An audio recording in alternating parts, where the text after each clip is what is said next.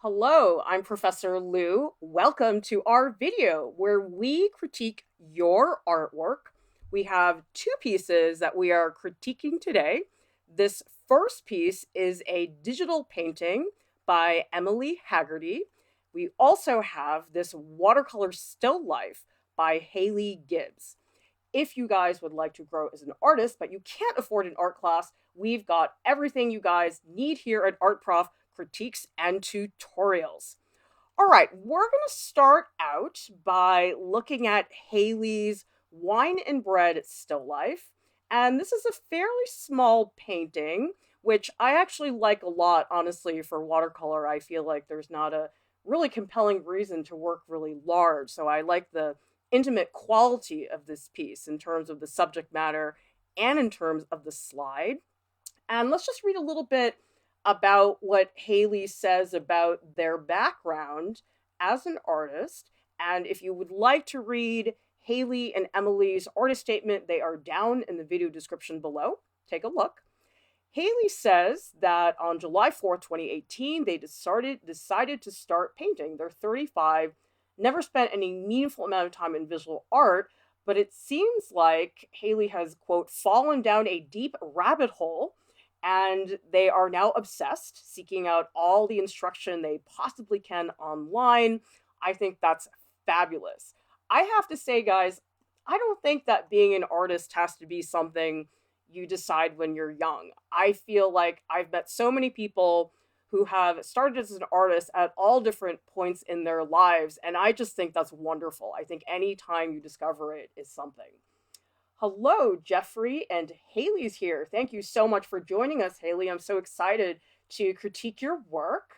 And 10,000 Crows is saying that painting looks delicious. Yeah, I was thinking 10,000 Crows. It looks like that cinnamon bun, crispy, caramelly, drippy, sugary nut topping that you would see on top. Like, I feel like I know exactly what that texture tastes like. It's really enticing, I have to say. Okay, let's take a look at a few of the details. I mean, Haley, it's so great you sent us such a high resolution image. It's actually really easy to get in here. And I have to say, upon first inspection, one thing that I'm really impressed by is that you really resisted the temptation to overwork this painting. I am totally the guiltiest person when it comes to overworking watercolors, especially. I noticed that especially because I was doing this watercolor tutorial that I filmed last August in Utah, and literally almost every watercolor painting I did, I would step back and I would say, you know something, that painting was better an hour ago. And so what I really like about this piece, Haley, there's a real freshness to the way that you're applying the paint. And I think for that reason, it's really a painting that breathes. I feel like for a lot of people, especially if you're observing something that's right in front of you, there is sometimes an obligation that people feel towards really rendering every single really detail and being very accurate about it. And you have a very light, sensitive touch with the brush that I really appreciate. Hey guys, Christina and Tammy and Soggy Noodle. Thank you guys so much for jumping in. I just love how you guys are being so supportive of each other. It's really, really nice. So I think that that's really working, especially in the wine glass, because again, I feel like maybe this is a high school thing, but when I was in high school, the whole thing about still lives was people wanted to do these hyper rendered pencil drawings of glasses and cups and things like that. And this is so not that. I feel like you were so smart about where you left the white of the paper showing. And again, that's another place where people are just so quick to just cover every single inch of the paper. And you were so good, I think, about really resisting that temptation. Okay, let's talk a little bit about the still life itself, because actually one of the things that I tell people about still life paintings and drawings is that actually the beginning of the painting is when you actually go in and you set it up. That is when the composition begins. And there actually are not a lot of subjects in visual art that begin that way. I mean, sure, if you're painting a portrait, you're looking at the portrait, but you're not actually arranging things. Like, you can't take somebody's face and rearrange their eyes and their shoulders. That's sort of what doing a still life is. And so this is a really great video that Alex Rowe and I did where we collaboratively put together a still life. And it's really fun because we talk through our decisions, why we choose to put objects where we do. And it's really cool to see that process because I feel that a lot of people, when they teach still life, they're just given something and told, okay, paint this. And you're like, okay, I have no say in this. This is really not that fun. But one thing I really like, Haley, is that you actually say in the statement about finding the still life, you say you paint a lot of still life pieces at home because it allows you to paint and draw from life on a regular basis. And there's really something to be said about that because I think when you're just painting stuff around your house, those items, no matter what you pick, they're going to have character and they're going to have a relationship with you. For example, here's something. Haley, tell us the story behind that bread. Did you bake it? Did you buy it? And if you bought it, where did you buy it from? And was it tasty? I would really like to know this type of thing. This is the intimate knowledge of your subject matter that you can only have if it's actually drawn from life. Tammy's saying, I think it's cheese bread. Oh, add olives and it's my favorite meal. Really? I hate olives. And my husband thinks I'm crazy because he's obsessed with olives and could eat them like there's no tomorrow. And I'm sorry, olives, not my thing. Christina's saying it's a perfect amount of loose and detailed. You've kept the freshness. Really good observation. Phoebe P is saying, I like that you used a few colors to create this. Less is more can really be seen here. And Haley is saying a beautiful loaf from Whole Foods. The topping is oats. Oh, yum. I don't know. I just love crunching things on top of bread. It's always really good. So anyway, really good points from people in the chat.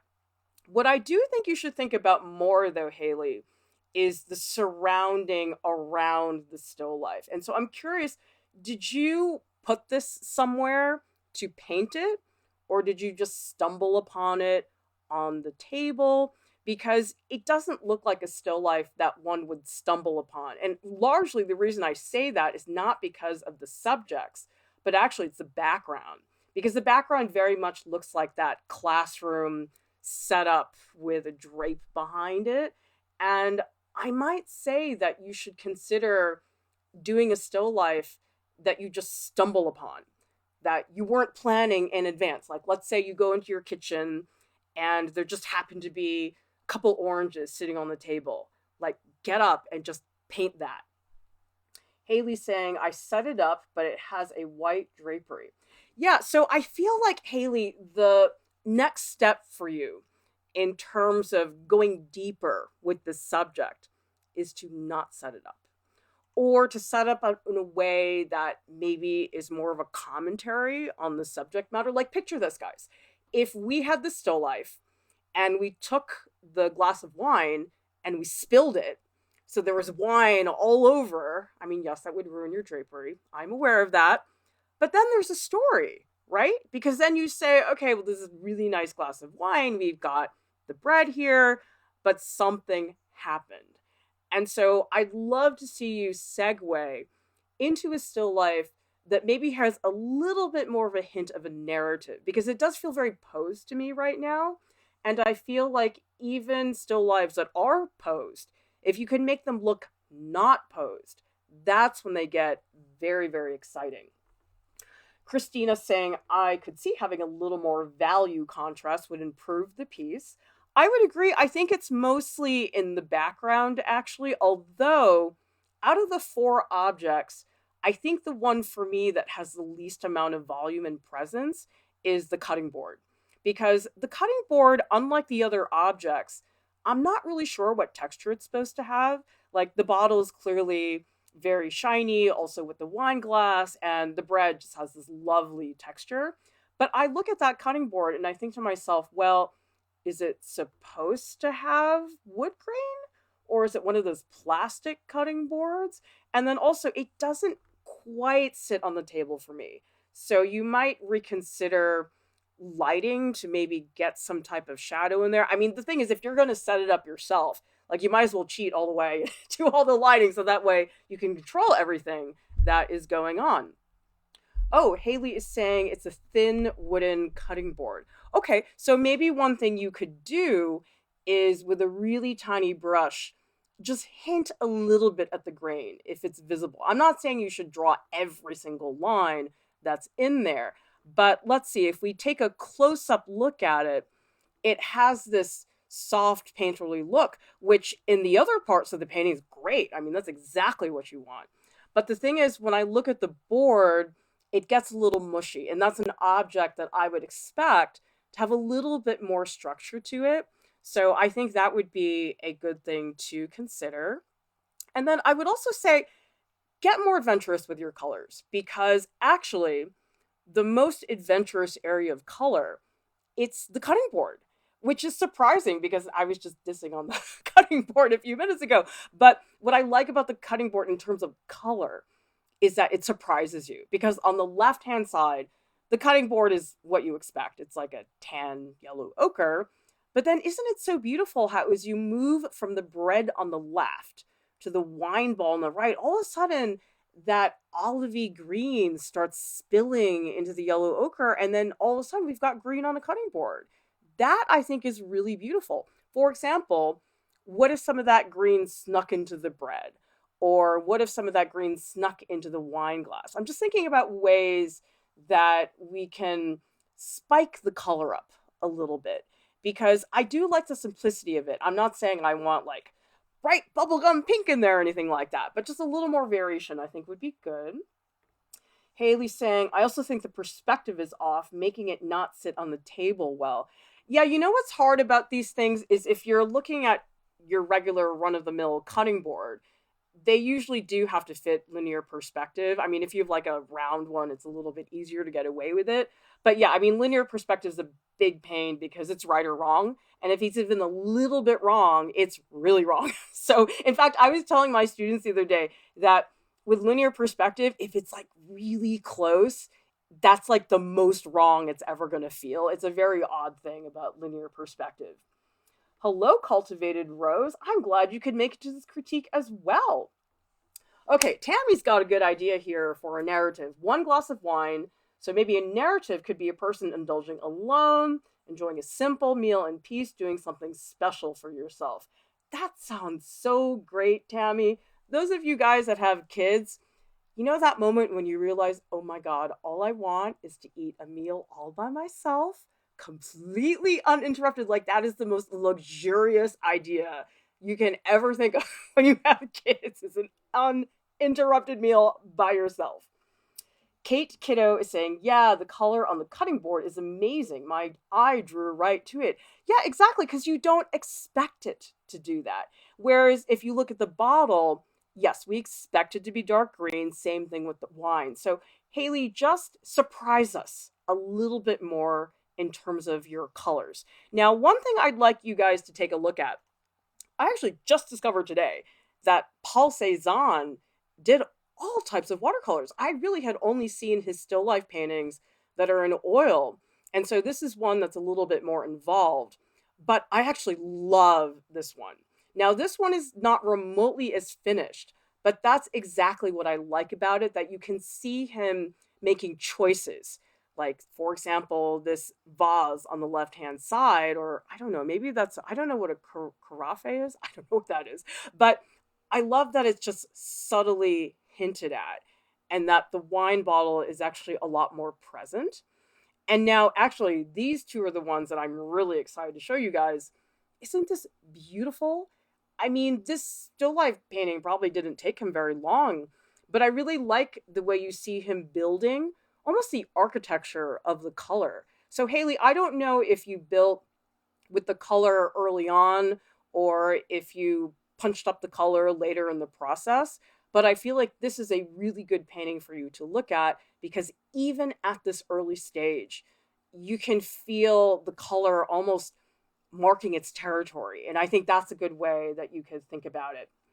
And then we also have this other one, which is, again, it's just 3 pairs, very minimal colors, very minimal work in terms of the brush work, but I think some really cool things going on in there. Christina is saying, I love the wine bottle. Mixing colors on the paper gives it a nice texture. And let's see, Valko is saying carafe is a flask for wine. Oh, thank you very much. I've seen those all over Italy when I was traveling Italy, but I didn't realize that they had a name for that. Very cool. And then, Haley, another thing I think you might want to consider is I have this tutorial where me and Eloise and Casey and Lauren, we traveled to Guangzhou. Now, I had this real fear of watercolor for the longest time. And you know what got me over it? Was I started doing brush pen drawings that were mostly brush pen, but I would add like a little bit of water to them just to loosen up some of the color. And it really got over my fear because I needed the structure of the marker so I could play more with the water. And I actually did that more in this watercolor tutorial, which has not been released yet. It's coming hopefully fairly soon. And so actually, oddly enough, this is also a bread watercolor painting, but you can see that I eventually worked the brush pen out of my technique. And so this was actually the only 100% watercolor painting that I did in the whole tutorial, because all of the other ones, I had a little bit of marker backup. So for any of you who might be feeling a little bit intimidated by watercolor, I feel like blending it with brush pens is a really nice solution. I know it helped me a lot.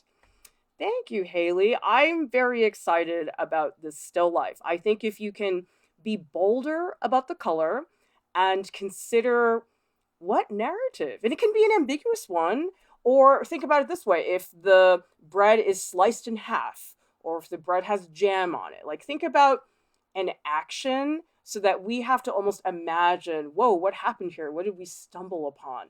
I almost think about a lot of paintings like they're crime scenes.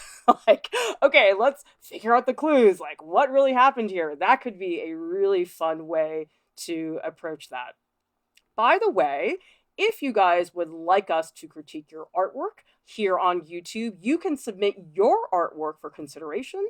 Just go to our main website, artprof.org, critiques, and you will find the submission form there. Okay, the second artist we are going to be talking about is named Emily Hagerty. This is a digital painting, and the title of it is Judgment. Now, this is a very involved painting, and I have to say, it's really ambitious in terms of space, lighting, and color, and I really admire that.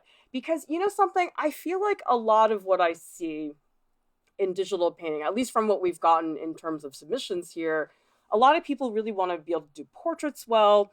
A lot of people really want to do characters. And I know there are a lot of people who really love doing backgrounds, but it's rare that I will see all three of those things in a single composition. So hats off to you, Emily, for tackling all those things, because creating convincing sense of space is really hard. And the way I describe it to some of my students, because I've taught this drawing class in the past called Visualizing Space. And so the entire course is about, okay, well, how do you actually articulate the illusion of space within the context of two-dimensional media? And it is a little bit crazy that essentially when you ask somebody to draw space, you're basically asking them to draw something that you can't touch, that you cannot move around. It's just there, right? And the thing that's hard about space is everywhere. Like no matter where you go on the planet, you're going to have space. So how do you draw this thing that you can't touch that is everywhere? And I think what Emily is doing really successfully is having a very consistent light source. So we know that the light source is coming from the stained glass windows, and having the shadows all being very consistent with each other. Because honestly, most of the reason why I think a lot of people struggle with lighting, it's not because they don't necessarily observe it well. It's oftentimes that it's inconsistent. So you'll have lighting from one section and the shadows are going in all different directions. And so therefore it doesn't make sense. So do you guys see the light in Emily's piece? How all the shadows from the figures are all going in the same direction. So it's very convincing. Yeah, Haley's saying the light hitting the floor is wonderful. I know, it's so satisfying. And you guys also see in the slide how the reflection of the windows on the floor, it's crisper when it's closer to the window, and then it gets a little bit softer and more dissipated the further away it gets from a window. That is the type of detail that I honestly think a lot of people would not bother to pick up on. And so I think that is really admirable. And I just love the scene. I think that stained glass windows are really difficult to do because number one, you got to paint the windows themselves, and then you have to paint the light coming through as it affects the objects. And then also this beautiful, like, colored shadow that happens on the floor is even more challenging. And I guess what I like about the piece is even if I'm looking at it from a far view and I'm not appreciating all the details, which I'll get to in a minute, it really does have a beautiful atmosphere to it. I mean, you guys tell me in the chat, if you were to give me one word to describe the mood and atmosphere of the space, what would you say? Because it is very specific to me and it does not feel like just a physical description, like really something is happening in this scene. So let's actually take a look at the figures. Let me see if I can get a better image. So we do have all these character designs. We have this little angel figure down at the bottom. And actually, I'm wondering, is that angel figure holding a bouquet of roses? It almost looks like a wig. Like, I don't know, coincidentally, maybe the color of the hair and that furry object, they're almost the exact same orange. And so it makes me think the hair is related to that object. I don't know. That's a little bit strange. Let's see. I do think it's a little weird that the eyes are glowing because unless there's something about that character for why that would happen, that wouldn't really make sense to me. Ooh, trepidation, somber, good. These are really good responses, you guys. I'm really happy to see that. Okay, so let's see if we can get a better look at the figures. Let me see if I have a image where you guys can see them a little bit better. Oh, here we go. Okay, so now we have the figure in the middle. I'm guessing there's something mythological here because the figure in the middle, isn't that like a Roman crown that they're wearing? And it seems like they're wearing a toga. I don't know. They all seem to be angels, though. Do you guys have any theories about who these characters might be? Because I'm sort of having trouble placing them in terms of a time period or even a particular culture. Although maybe, let's take a look at this. Maybe the windows are actually an indication of where these figures are from. So let's take a look at one of the windows where we can actually see the figure better. I mean, this one in the middle has this like dual base. And so it makes me wonder, again, is that mythology? I don't know. I guess right now, looking at the image, I am craving a little bit more information and specificity. Emily, I don't know if you're watching the stream, but if you are, it'd be great to hear about that because actually when I go down to the video description below and I look at Emily's statement, they said they graduated from high school 2 years ago. They're practicing art as a hobby. They want to apply for a program in illustration and concept art. Okay, yeah, they talk about character design, but they're not specific about any particular story that they are talking about. Hi, Adrian. Oh, Christina's saying purgatory. I'm not sure. I mean, I'm looking at this hooded figure in the right window, and I imagine that almost looks like the figure from the river Styx. But then there's like mountains in the background, so I'm not totally convinced that I'm correct there. And it seems like there's another angel on the left-hand side. Yeah, I'm not figuring it out right now in terms of the narrative. And so I guess what I'd recommend, Emily, either be really specific and clear if you are, for example, telling a story that is well known or from mythology or something like that, or have the images be so out there that we don't try to do that. Because for me, when I start looking at, for example, the wings, the outfits, I start making associations. Like, especially, I think the one, let's see if I can find that slide again. Not that one. This one. I just keep thinking Greeks and Romans. That's definitely what's going through my mind right now, but stylistically, they don't really look like that at all. So I'm a little bit stumped. Phoebe P saying spring versus winter for the stained glass. Okay. Christina saying the title is Judgment. Yeah, but I don't know who's judging them, or is the figure in the middle judging the two on the side? I don't know. There's not enough information to go on for me right now. And I guess I just am craving more information. It's tricky because in some ways, if you offer too much information, people complain that, oh, well, you're telling me now instead of showing me. But sometimes if you don't offer enough, people complain that they're confused. So it's like between a rock and a hard place. And that's what I think is so hard about illustration, is that illustration, it's all about visual communication, about people really understanding that. That is very different than if you were teaching a painting class in fine art, because the goal of the artwork and the role of the artwork is completely different. Christina is saying maybe the guy in the middle is God. Oh, Cultivated Rose, you're Emily. Okay, you're saying the piece is not based on mythology. Okay, well, if you can tell us maybe a couple pieces about maybe what your inspiration was, maybe if there was a story, I'd love to hear it, because it's such a beautiful image. I'm very excited about it, and I just love the lighting situation. However, I do have a couple suggestions for those windows, and I would love to see you work on it some more, because it's not a huge change in terms of the amount of work it would take to get done, but I think it would really help the piece a lot. Okay, so basically, if you guys don't know a lot about stained glass windows, I do, because I'm a big Gothic cathedral dork. And when I was a student abroad studying in Europe, I went to all these cathedrals in France. And this is Chartres Cathedral, which is in France. And this is a huge rose window. That's what they call these windows that are shaped like this. And they're basically this huge window that's at the end of the cathedral. And the cathedral has all these columns and these vaults. If you guys have never been in a Gothic cathedral before and you ever have the chance to step inside one, go. Because you know something?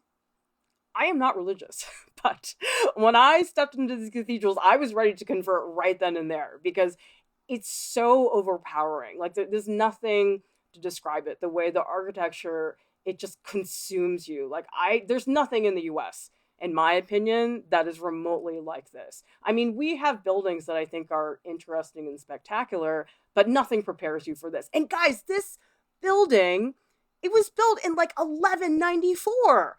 Like, think about the technology that they did not have. They were probably like hitting things with sticks at this stage. There was not a lot going on.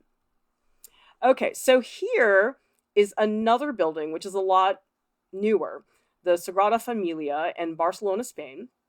And Emily, I think you'd really like this one, because the stained glass windows in this building, they're actually not that different, I think, in terms of the shapes that you used. Because yours doesn't really look like the Chartres Cathedral one. That one's quite different. I just put that in there for reference. But these are really actually a lot like yours. And so what I wanted you to notice in this image is that they use so many different types of glass when they were creating these windows. And I know this because I took a stained glass class when I was in art school. And there's so many different kinds of glass. There's like the pearlescent glass, there's the handmade glass, which has bubbles in it, there's manufactured glass. And so if you just look at these close-ups, you'll see there's a very broad range of opacity in these. Like, do you see in this slide in the lower right-hand corner, there's that like fiery orange textured shape? Like, that's such a surprise. And if you look at some of the other colors and shapes, they'll start dark on one end and then get lighter on the other. So basically, the point I'm trying to make is I think the thing about the windows in your pieces is that the windows are too perfect. They look too filled in. They have a little bit of light glowing from them, but I think if you can change the opacity and texture of those window pieces so that they're not too perfect. Because I think what I really like a lot about hand blown glass is that it's not consistent and it's actually very, quote, flawed in a way. And so I would definitely look at that. And then another person who made stained glass windows was actually Matisse. And Matisse made this beautiful set of stained glass windows. It's actually at a chapel in Vence, France. And I just love how sleek and slender these are. I think they're so beautiful. So you might consider looking at some of these stained glass pieces as inspiration, because I think that a lot of people don't realize that, oh my gosh, there's a whole world of stained glass windows that I just did not know about. And I feel like, although, Emily, this piece has figures in it, when I just look at the piece, it really is about the light. It's about the windows. The windows to me are the spectacle of this piece, and the figures are almost like accessories to that. Okay, let's see. Christina Todd was very close to the original idea. And Adrian's saying, so where is the line between drawing inspiration from antiquity in your work and maybe like outright copying? It's hard to answer, Adrian, because I really think that's oftentimes a case-by-case basis. So it's hard to make really strong statements about, well, do this, this, and this, and you'll avoid it, or etc. But I think what you can help to do to prevent that from happening is doing your research and saying, okay, does this look way too similar to this? So if you're referencing Greek mythology, let's say you want to do a painting of Zeus or something, okay, king of the gods, look up every image of Zeus you can find and make sure you're not doing something too similar to that. Try to find a different take on it. Like, I think a great example, actually, you guys, is if you think about an old story that people have been doing over and over and over again. So, for example, Romeo and Juliet. Every few years is a new interpretation. And I think if you look at the ones that really stick out, they're the ones that really dramatically transform the scenes a lot. And I have to say, like, one of my favorite contemporary interpretations of Romeo and Juliet is that film when Leonardo DiCaprio was cute and young. He's not so cute anymore, in my opinion. But the way that they translated that story in that contemporary landscape, it was really fresh when it came out at the time. Maybe it seems old right now, but when I was in high school, it was really cool. And wow, he was so cute. Oh my gosh, he's so not cute right now. But anyway, hello, Hamza. Thank you so much for joining us. Okay, so Emily, you can stay mum about your story if you want, but I am very curious to know. And if it is similar to what Christina Todd said about the guy in the middle being God, I would just say I would really caution you in terms of particular subjects. God is definitely one of them, because there's certain things that people just get really worked up about. Religion, abortion, gender issues, race, all those topics are extremely charged. And it's very, very hard to pull off without people either bothering you about it or people saying, oh, it's such a big cliche. I'm not saying you guys shouldn't do those subjects. I'm just saying you have to know there's a lot of baggage that comes along with tackling subject matter like that. That said, though, it is ambitious and it is exciting as an artist to work with subject matter like that. Christina saying the reason I thought purgatory is because the image in the left stained glass is trapped by the bamboo and can't get out. Hamza saying, get ready, you'll soon receive one of my newer pieces I've been working on. Oh, very exciting. I can't wait to see what you guys have been doing. Yeah, and I wonder also, Emily, if you could reconsider some of the color choices in the windows, because it is very much following, especially the window at the top, which is like a semicircle. It is very much a rainbow type of color scheme that you're doing, which I'm sorry to say is hard to get away with. I think a lot of people, they just go rainbow and then they are very quick to write you off. I am not going to do that. However, it does really pop up. I mean, if you want to change it, honestly, you just would have to change the semicircle shape. The three on the bottom, the Gothic arches, those are fine. Like, I wouldn't be concerned about those in terms of getting a rainbow-like version. Let's see. So Emily's saying the piece is supposed to give the viewer the feeling of being judged by the three angels in the middle. Okay, I think you're saying the three figures that are in the shadows. That's what I'm guessing. Okay.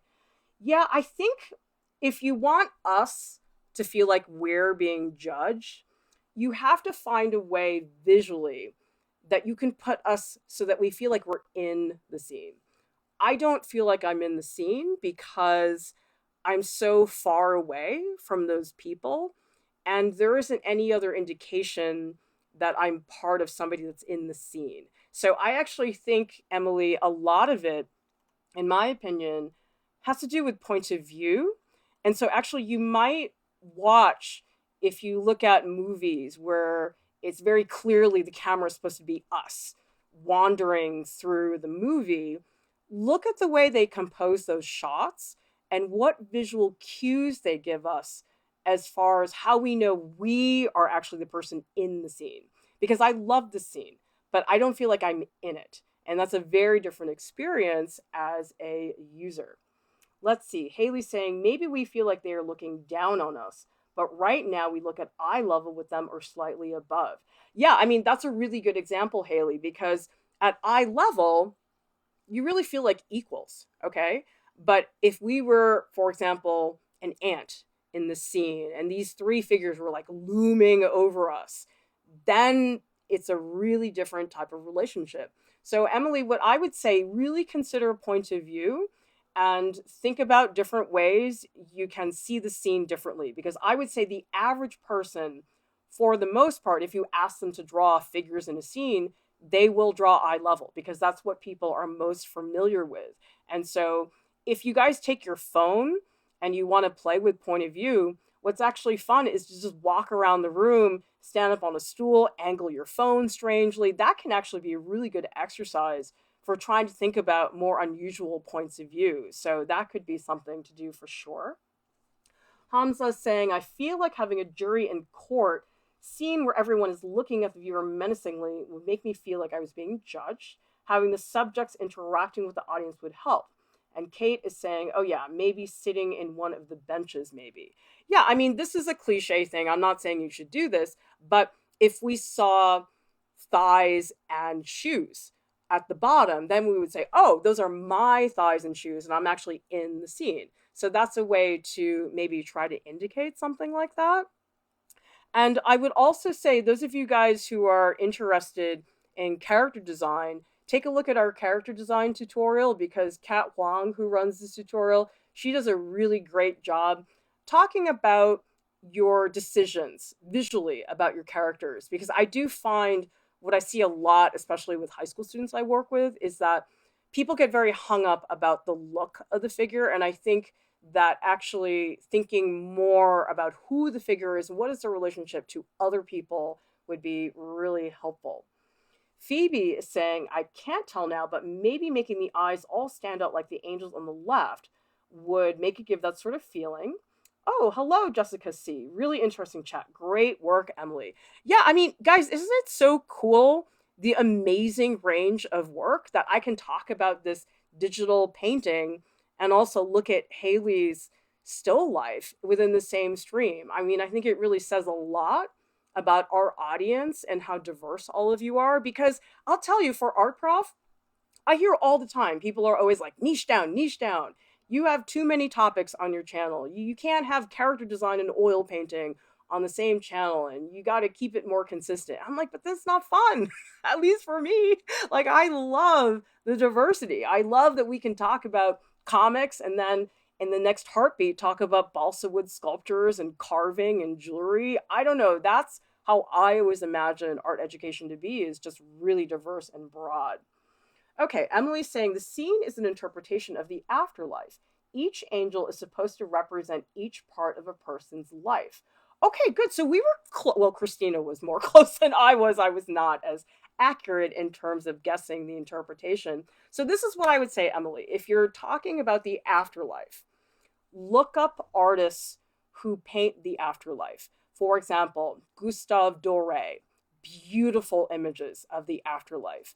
I would also say William Blake is another great artist, and I will write these names in the video description after we finish streaming. And look at how they represent the afterlife. How is it seen? And then look at some contemporary versions of that. Because I do think that a lot of people have great ideas that they want to do, but they oftentimes do not do the research. And the research doesn't have to take a long time. And you can ask us here at Art Prof if you guys need ideas for particular types of artists. We're happy to help you guys with that. But I think sometimes just developing an awareness of, oh, okay, this is how other people have approached this subject. What is going to be my take on that? Let's see. Quack Queer is saying perspective-wise, maybe have the figures block the light coming from the windows to give the viewer a sense of being trapped in the scene. Oh, that's a great idea. Yeah, that would definitely be very suffocating, I would imagine. Oh, Haley's saying, I learned a ton from this channel because of the diversity and content. Great. Well, I'm so glad to hear somebody likes it, because I always feel so much pressure from people to niche down. But guess what? Not going to happen, because I like doing all this stuff. Adrian is saying, exactly what makes me come back is the diversity of thought in media. It always lets me see things from a different perspective. Exactly. I feel like learning another media, it's like learning another language. It's like you can say things in Taiwanese that don't exist in English. Like there's all these phrases that I learned in Italian. There's no direct translation for it. And I feel like art is the same way, that once I gain another skill and another material, I'm now gaining another way to say something. And I think that's very powerful. So anyway, we're going to keep being all over the place and diverse. Anyway, guys, I hope you'll explore some of our other critique videos, and that if you like our channel, you subscribe and look at some of our other resources. And thank you so much to our top Patreon supporters who keep everything running here at Art Prof.